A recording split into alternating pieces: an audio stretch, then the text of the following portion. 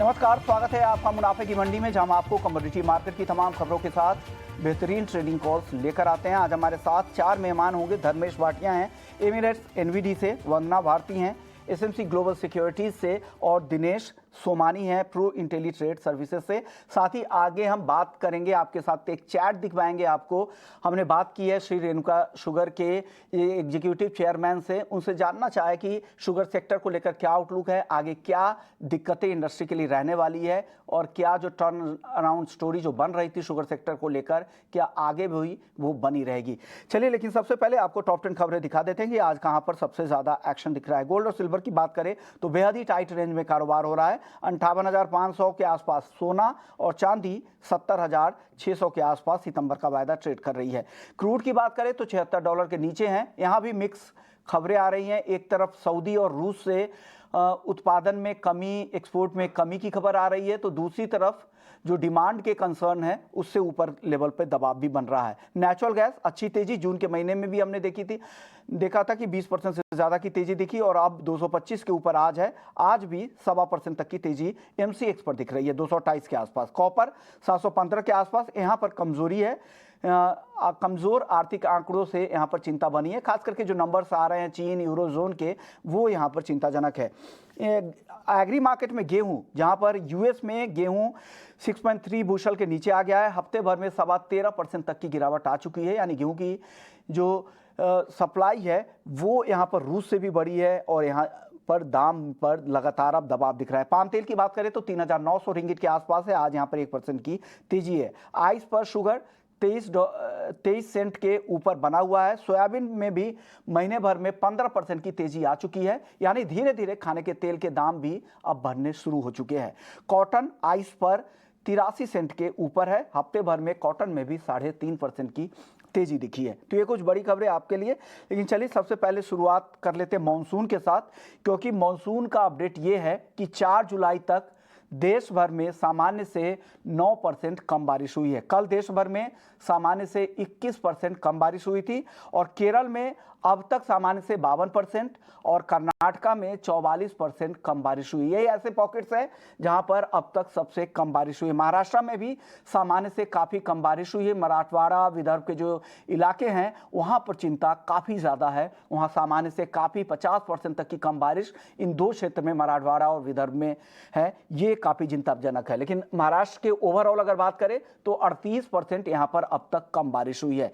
केरल में हालांकि red alert है, अब भारी बारिश की संभावना जताई जा रही है केरल में, और कर्नाटक के भी कुछ तटीय इलाके हैं जहां पर अच्छी बारिश की संभावना जताई जा रही है। अगले 24 घंटे की अगर बात करें तो तटीय कर्नाटक, केरल में भारी बारिश की संभावना है। इसके अलावा महाराष्ट्र के कुछ तटीय इलाके, गोवा में भी अच्छी बारिश हो सकती है। इसके अलावा मौसम विभाग का यह भी अनुमान है कि पूर्वी उत्तर प्रदेश, बिहार में भी अगले 24 घंटे में अच्छी बारिश होगी। इसके अलावा पश्चिम बंगाल, असम, जहां पर तेज बारिश का अनुमान है और हल्की फुल्की बारिश हो सकती है। साउथ गुजरात, राजस्थान, दिल्ली, हरियाणा और पश्चिमी यूपी में, जहां पर हल्की फुल्की बारिश की संभावना जताई गई है। चलिए अब बात कर लेते हैं नॉन एग्री मार्केट की। सबसे पहले गोल्ड और सिल्वर की। वंदना जी, क्या लग रहा है आपको गोल्ड और सिल्वर? काफी समय से गोल्ड एक सीमित दायरे में है, चांदी में तो हल्की फुल्की तेजी कमजोरी आ भी रही है, गोल्ड टाइट रेंज में कारोबार कर रहा है। क्या लग रहा है किस तरह से ट्रेडिंग करे, इस रेंज का कैसे आज फायदा उठाना चाहिए? विश्वमोहन जी, एक चीज देखा जा रहा है, जो पिछले टाइम में लो बना था वहां से लगातार ये कमोडिटी सपोर्ट ले रही है और डेटा यहाँ पे इकोनॉमिक जो सेंटिमेंट्स है वो थोड़ा सा यहाँ पे वीक हुआ है। तो 22 जुलाई से पहले जहां पे एक एक्सपेक्टेशन है कि एक रेट हाइक जो है हो सकता है, उससे पहले मुझे लग रहा है कि गोल्ड में एक रिकवरी जो है ये कंटिन्यू रह सकती है। 58,500 के करीब यहाँ मैं बाइंग की रिकमेंडेशन दूंगी। मुझे लग रहा है कि प्राइसेस ऊपर 58,800 तक आ सकते हैं। स्टॉप लॉस लगाना होगा 58,650 का। तो एक मुझे लग रहा है कि लिमिटेड बाइंग जो है वो गोल्ड में देखने को अभी मिलेगी। जी, आपकी कॉल क्या है? आप क्या आज ट्रेडर्स के लिए क्या सलाह है? गोल्ड और सिल्वर दोनों में ही बताइएगा। देखिए, अगर सोने की और चांदी की बात करें तो सोने में काफी मिक्स व्यू चल रहा है मार्केट में। मार्केट $1,900 का जो सपोर्ट है वो कंटिन्यूसली मेंटेन करके यहाँ से एक अच्छी खासी पुल बैक रैली दिखा रहा है। सेम चांदी की बात करें तो चांदी में भी अगर देखिए तो मार्केट एक सीमित दायरे में ट्रेड हो रहा है। ऑलमोस्ट 70 से 80% की प्रोबेबिलिटी है कि इंटरेस्ट रेट हाइक होने वाली है। जुलाई के इसमें। तो यहाँ पे क्या होगा कि जब इंटरेस्ट रेट हाइक होती है तो मार्केट में काफी अच्छी वॉलेटिलिटी देखने मिल रही है। बट लॉन्ग रन में मैं सोने में काफी बुलिश हूँ। इसका मेजर कारण है जब इंटरेस्ट रेट की जो बेली कर्व होगी। देखिए, अगर मार्केट इंटरेस्ट रेट सिर्फ 2 हाइक की बात करें, उसके बाद में यूएस रुक जाएगा, तब क्या होगा कि इंटरेस्ट रेट गिरना स्टार्ट होगा। जब इंटरेस्ट रेट गिरता है तो सेफ हेवन इक्विटीज या कमोडिटीज में पैसा शिफ्ट होगा। तो वहां पे आप देखिए आगे के सारे जो 4 ईयर 5 ईयर्स प्लान है, जो फिक्स डिपॉजिट है, इंटरेस्ट रेट है, वो ऑलरेडी नीचे चल रहा है करंट मंथ से। इसका मतलब है कि ऑलरेडी मार्केट में एंटिसिपेशन है। तो सोने में वहां पे अच्छे खासे टूल देखने मिल सकते हैं और सोना यहाँ से फिर से $2,000 के ऊपरी स्तरों पर सस्टेन हो सकता है। तो डोमेस्टिक मार्केट में फिर से 60,000 के लेवल्स आपको दिखा सकता है। तो मैं लॉन्ग रन में डेफिनेटली बाइंग की सलाह दूंगा। छोटी अवधि में भी मार्केट में अगर कोई डिप आता है तो यहाँ पे निवेश करके चल सकते हैं। इंट्राडे प्रोस्पेक्टिव से 200-300 रुपए की तेजी आपको सोने में देखने मिल सकती है। सोमानी जी, आपकी कॉल क्या है गोल्ड सिल्वर में? जी, सेम केस मुझे लग रहा है कि जैसे कहा कि इंटरेस्ट रेट बढ़ने वाले हैं और रेंज बाउंड आप ही ने कहा कि रेंज बाउंड मार्केट चल रहा है, तो मुझे लगता है 58,300 और 58,660 ये रेंज है गोल्ड की। 58,300 के आसपास की अगर आता है तो मुझे लगता है खरीदारी का मौका बन सकता है। लेकिन उससे पहले अगर 58,660 670 अगर जाता है तो आप बेचकर काम कर सकते हो। नीचे में 200 या 300 रुपए आपको निश्चित रूप से मिल सकते हैं। 58,900 से ऊपर अभी जाता हूं मुझे लगता नहीं, और 58,100 से नीचे मुझे डाउन साइड भी पोटेंशियल इसमें कम नजर आता है। एक रेंज बाउंड दायरा है, 58,300 में खरीद करे, 58,660 के ऊपर इसका लक्ष्य देख सकते हैं। यानी रेंज का मार्केट है, दोनों तरफ के कॉल्स बन रहे हैं, या तो ऊपर बेचे या नीचे की तरफ खरीदारी करे। रेंज का ध्यान आपको रखना है। चलिए कच्चे तेल की बात कर लेते हैं। कच्चे तेल में भी यही कारोबार हो रहा है। दोनों तरह की मिक्स खबरें आ रही है। एक तरफ ग्लोबल स्लोडाउन से फ्यूल डिमांड पर असर दिख रहा है, तो दूसरी तरफ चीन और यूरोप में कमजोर मांग से भी चिंता है, और सऊदी रूस की कम सप्लाई से लोअर लेवल पर बाइंग भी आ रही है। क्या लग रहा है सोमानी जी? सबसे पहले कच्चे तेल पर बताइए, क्या करना चाहिए? हमने देखा सर इसमें कि 5220 5230 का एक बहुत अच्छा बेस लाइन बना रहा है M6 लेवल में। नीचे में 67 का बहुत अच्छा इंटरनेशनल मार्केट का सपोर्ट है। 5220 से उठकर अभी 5850 के आसपास आया है। 5890 और 5975 ये बहुत मेजर रेजिस्टेंस है। इंटरनेशनल लेवल पर अगर मैं कहूँ तो $73 का एक बहुत ही बड़ा रेजिस्टेंस है। मुझे लगता है अगर इंट्राडे के हिसाब से अगर करें तो 5860-70 के आसपास इसको सेल किया जा सकता है। 5975 का इसमें स्टॉप लॉस मेंटेन करिए, और अगर नीचे में ये 5730 5740 अगर आता है तो दोबारा एक बार खरीदारी कंफर्म हो सकता है। 6000 के ऊपर अगर ये सस्टेन करता है, क्लोज करता है, तो मुझे लगता है इसमें एक 10 से 12% का अच्छा तेजी का मूव आ सकता है। वेट करना चाहिए 6000 लेवल के लिए क्रॉस करने की लॉन्ग टर्म प्लेयर्स के साथ। ओके, लॉन्ग टर्म के लिए 6000 का लेवल क्रॉस होने के बाद वहां पर 10-12% तक की तेजी आ सकती है फिलहाल, लेकिन दायरे में है, तो इस रेंज का ध्यान रखें। वंदना जी, आपकी कॉल क्या है कच्चे तेल को लेकर? अगर ऑप्शन में कोई ट्रेड है तो वो भी बताइए। मुझे लग रहा है कि काफी रेंज में ये कमोडिटी रहेगी, और अगर क्रूड ऑयल की बात करूं तो 5860 ये लेवल क्रॉस करता तो ही यहाँ पे बाइंग करनी चाहिए। और मुझे लग रहा है कि अपसाइड यहाँ पे बिल्कुल कैप्ड है, क्योंकि इकोनॉमिक सेंटिमेंट्स अभी बिल्कुल वीक हो रहा है। तो 5860 के करीब बाइंग की सलाह दूंगी। 5940 का टारगेट होगा। स्टॉप लॉस मुझे लग रहा है कि 5840 का लगा के यहाँ पे चलना होगा, और लिमिटेड बाइंग है और मिक्स व्यू यहाँ पे है, इसको बहुत ध्यान में रखना होगा। और ओपेक के स्टेटमेंट का काफी ज्यादा यहाँ पे इम्पैक्ट अभी आ सकता है क्रूड ऑयल में। जी, आपको क्या लग रहा है किस तरह के ट्रिगर क्रूड को यहाँ से ड्राइव कर सकते हैं, या अभी रेंज में ही कच्चे तेल का मार्केट रहने वाला है, और ट्रेडर्स के लिए क्या सलाह है? देखिए, मेरे हिसाब से कच्चे तेल में काफी एक सीमित दायरा ट्रेड हो रहा है। $70 से $72 मैक्सिमम, डाउन साइड $68 WTI की बात करें। और अंतरराष्ट्रीय मार्केट में 6000 का जो अंतरराष्ट्रीय मार्केट अगर कंपेयर करते हैं तो 6000 के स्टर्स मार्केट छू के फिर से गिर जाता है।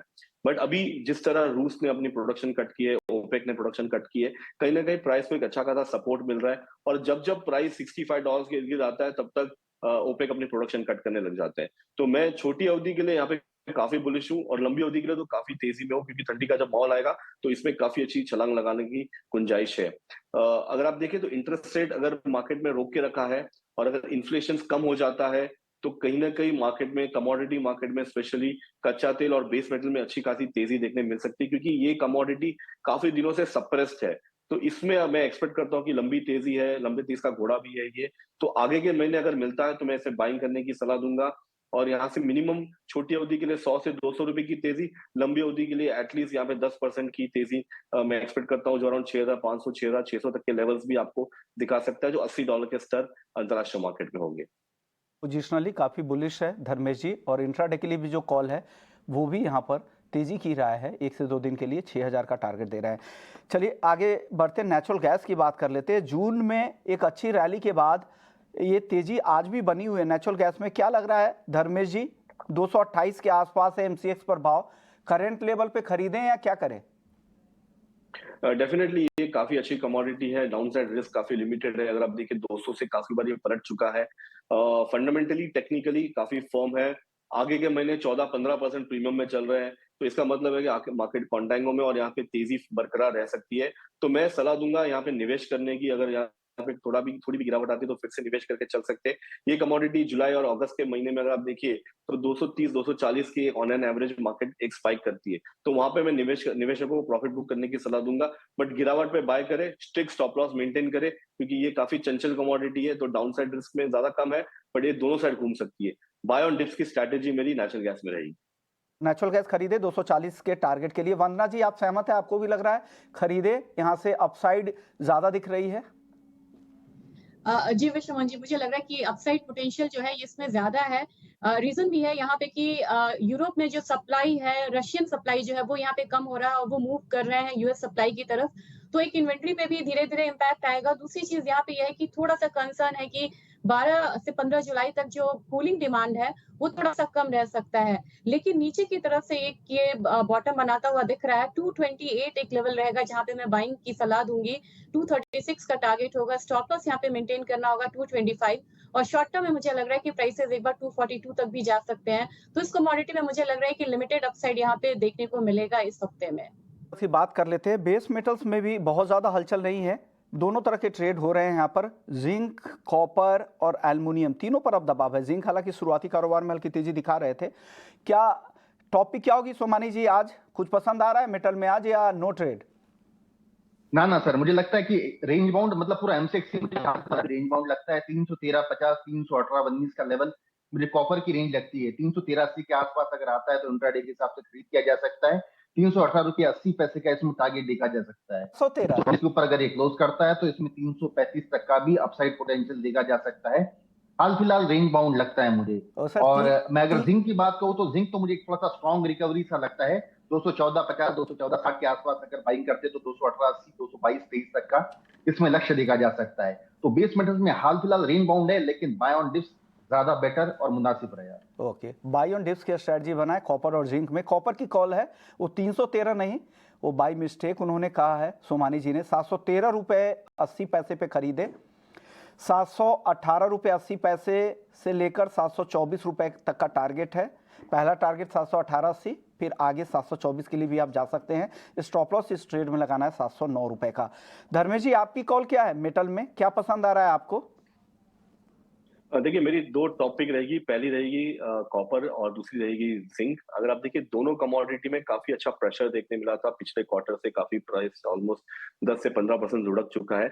यहाँ से डाउन साइड रिस्क काफी लिमिटेड है। अगर आप देखिए डॉक्टर कॉपर जो बेस मेटल का जो किंग कहलाता है, उसमें भी काफी सपोर्ट मिल रहा है 700 रुपए के स्तर पे, और यहाँ से मार्केट ने काफी अच्छी छलांग भी लगाई है। मैं एक्सपेक्ट करता हूँ कि ये रैली बरकरार रह सकती है, और अगर चाइना रीओपन होता है, इन्फ्लेशन कम हो जाता है, इंडस्ट्री मूव होने स्टार्ट हो जाती है, तो सबसे अच्छी तेजी आपको कॉपर और जिंक में देखने को मिल सकती है। दूसरी बात जिंक की रही। जिंक और एल्यूमिनियम एट पार आ चुका है। यूजुअली जिंक और एल्यूमिनियम में ऑलमोस्ट 50 से 100 रुपए का एक स्प्रेड हुआ करता था, आज के तारीख में दोनों सेम पैरिटी पे आ चुका है। तो अगर आप देखिए जिंक जो पिछले क्वार्टर में 300 रुपए पे चल रहा था, 200 रुपए के आगे आके रुका हुआ है। तो अगेन इसमें भी डाउन साइड रिस्क काफी लिमिटेड है, इसमें पिटाई काफी हो चुकी है। तो यहाँ पे या तो मार्केट कंसोलिडेट करेगा, रेंज में रहेगा, या फिर से अगर यू टर्न लेता है तो इस पे सबसे अच्छी तेजी देखने मिल सकती है। तो मैं निवेशकों को रेकमेंड करूंगा, जब भी गिरावट आता है तो आप आगे के महीने में इसमें निवेश करके चल सकते हैं। और हमेशा देखिए कि अगर प्रॉफिट बुकिंग करना है तो ट्रेल स्टॉप लॉस करके अपनी प्रॉफिट बुकिंग करते रहे। अगर मार्केट रिवाइव होता है तो ये 230 से लेकर 250 तक के स्तर भी दिखा सकता है। तो जिंक और कॉपर दोनों में मुझे बाइंग की सलाह देंगी short to medium term. Medium term में भी और इंट्राडे के लिए भी दिनेश जी कह ही रहे थे, यानी दोनों एक्सपर्ट्स की अब तक सिमिलर कॉल है, कॉपर और जिंक खरीदने की सलाह है। वंदना जी, आप सहमत है? आपको भी लग रहा है डिप में बाइंग करके जाना चाहिए बेस मेटल्स में? अगर खरीदना चाहिए तो आप क्या खरीद रही हैं? मुझे लग रहा है विश्वमन जी यहाँ पे मिक्स ट्रिगर्स है, तो यहाँ पे जिंक जो है वो काफी स्ट्रांग दिख रहा है as compared to other base metals. तो उस पे मैं जाना चाहूंगी, 216 के करीब बाइंग रिकमेंडेशन देना चाहती हूँ, 218 का टारगेट होगा। स्टॉप लॉस यहाँ पे 215 रुपए का हम लगा के चल सकते हैं, और मुझे लग रहा है कि इस कमोडिटी में आने वाले टाइम में हो सकता है कि हम 220 222 तक का लक्ष्य आता हुआ देखें।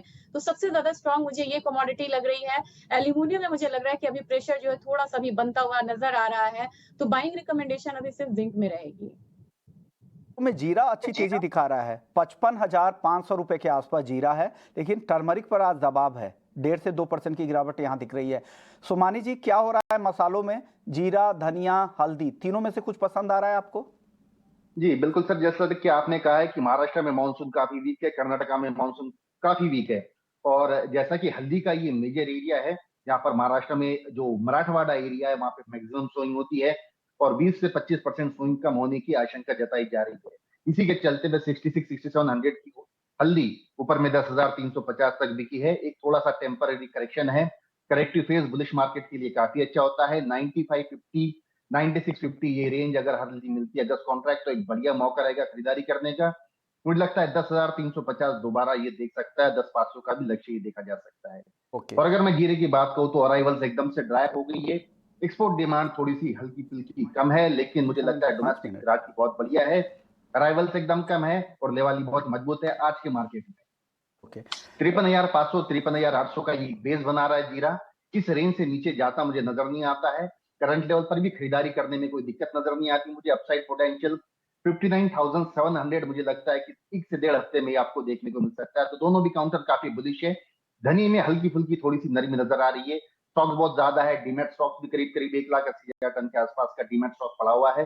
तो मुझे लगता है धनिया एक थोड़ा सा शॉर्ट टर्म प्रेशर में लगता है। 65-50 के आसपास का लेवल देखा जा सकता है, और 68-40 का इसमें रेजिस्टेंस है भी हाल फिलहाल।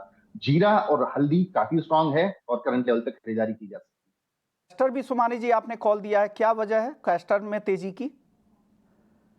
सेम केस है सर मानसून को लेकर, और नीचे भी काफी ज्यादा घट चुका है ऊपर के लेवल पे लेके। टोटल एग्री बेस अगर आप कमोडिटीज देखो तो हर कमोडिटी में नीचे के स्तर से कम 20 से 22% की तेजी आ चुकी है। 53-5400 की कैस्टर अभी 6,000 के स्तर पर बिक रही है। यहाँ पर भी मुझे लगता है 6140 तक का अपसाइड पोटेंशियल इसमें देखा जा सकता है। सारी एग्री कमोडिटीज में मानसून एक मेजर कंसर्न है, और मानसून के सामने अगर मैं कैस्टर कहूँ तो थोड़ा कम होता है, लेकिन गुआर और बाकी सब जो कमोडिटी है, स्पेशली मैं कपास कहूंगा, महाराष्ट्र का ऐसा रीजन है जहां पर कपास सबसे ज्यादा सोइंग होती है, और मानसून बहुत ज्यादा डेफिशिएंट है। अभी तक सोइंग कहीं पर भी स्टार्ट हुई नहीं है, और उस तरह से मुझे लगता है कि कपास एक बहुत बेहतरीन कमोडिटी हो सकती है बाइंग के हिसाब से। Monsoon is a major concern as of now. यहाँ पर लगातार खरीदारी की सलाह। कैस्टर, मानसून जिस तरह से चिंता बनी है, तो यहाँ पे कैस्टर, कॉटन, जीरा, हल्दी में डिब्बी खरीदारी की सलाह है। थोड़ी बहुत करेक्शन पे आप धनिया भी खरीद सकते हैं। वंदना जी, फटाफट से बताइएगा टॉपिक आपकी क्या होंगे एग्री मार्केट में आज? मैं भी जीरा और कैस्टर के साथ ही जाना चाहूंगी। जीरा में मुझे लग रहा है कि एक जो करेक्शन हुआ है फिर से बाइंग आई है, तो 55,000 पे बाइंग की सलाह रहेगी। 56,000 पे यहाँ पे एक टारगेट होगा। स्टॉप लॉस लगाना होगा 54,500 का, इसको थोड़ा सा अमेंड कर लें। दूसरी कमोडिटी यहाँ पे कैस्टर है, 5950 के करीब यहाँ पे बाइंग करनी चाहिए। 6,010 का टारगेट होगा। स्टॉप लॉस यहाँ पे लगाना होगा 5930 का। तो दोनों ही कमोडिटी में मुझे लग रहा है कि यहाँ पे बाइंग जो है कंटिन्यू रह सकती है। शुक्रिया वंदना जी आपका, दिनेश जी आपका, धर्मेश जी आपका, आप लोगों ने वक्त निकाला। लेकिन जाते जाते आपको वो इंटरव्यू सुनवा देते हैं जो हमने अतुल चतुर्वेदी जी के साथ की है। उन्होंने क्या कहा शुगर सेक्टर को लेकर, क्या आउटलुक है, और जो FRP हाल में बढ़े हैं उससे क्या दबाव कब तक होगा, क्या नए सीजन को लेकर चिंता ज़्यादा है या एथनॉल की स्टोरी प्ले करने वाली है। तमाम मुद्दों पर बात की, आइए सुन लेते हैं। शुगर कीमतों में जिस तरह के हाल के दिनों में तेजी आई थी, उसके बाद एक नरमी भी इंटरनेशनल मार्केट में दिखी, लेकिन घरेलू बाजार में उसका कोई ज्यादा असर नहीं हुआ। शहरों में जब भले ही आपको उतार चढ़ाव दिखता होगा शुगर शहरों में, लेकिन शुगर के प्राइसेस में यहां पर काफी कोई उतार चढ़ाव देखने को नहीं मिल रहा है। लेकिन क्या मुद्दे हैं, इंडस्ट्री की क्या दिक्कतें हैं, क्या अपॉर्चुनिटी है, क्या सेक्टर को में लेकर क्या टर्न अराउंड की स्टोरी बन रही है, तमाम मुद्दों पर बात करने के लिए हमारे साथ श्री रेणुका शुगर्स के एग्जीक्यूटिव चेयरमैन अतुल चतुर्वेदी जी मौजूद है। सर, शुक्रिया आपने वक्त दिया हमें। सबसे पहला सवाल होगा सर, FRP जो शुगर का था वो लगातार साल दर साल बढ़ते जा रहा है, लेकिन MSP पिछले 6 साल में मुझे लगता है 2019 के बाद सर या 2018 के बाद से नहीं बढ़ाए गए हैं।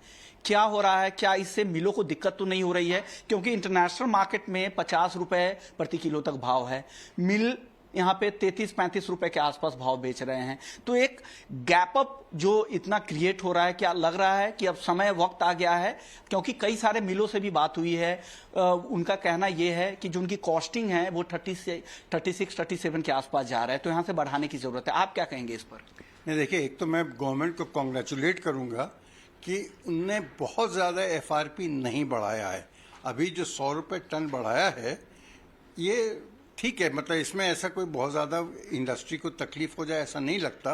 पर हाँ, जो इंडस्ट्री की डिमांड है कि जो मिनिमम सेलिंग प्राइस है उसको 31 रुपये से बढ़ा के एटलीस्ट 34-35 करना चाहिए। ये काफ़ी अरसे से डिमांड है।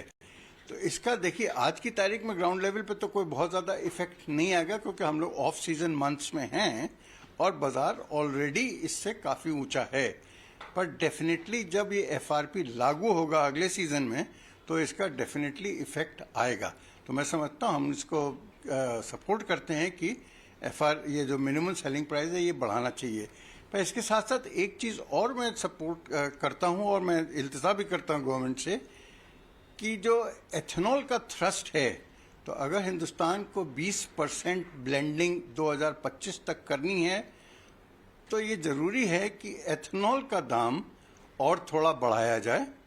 और ये काफ़ी दिन से हम लोगों की डिमांड है, तो उससे जो इन्वेस्टमेंट भी आएगा और इंडस्ट्री को इंसेंटिव भी मिलेगा।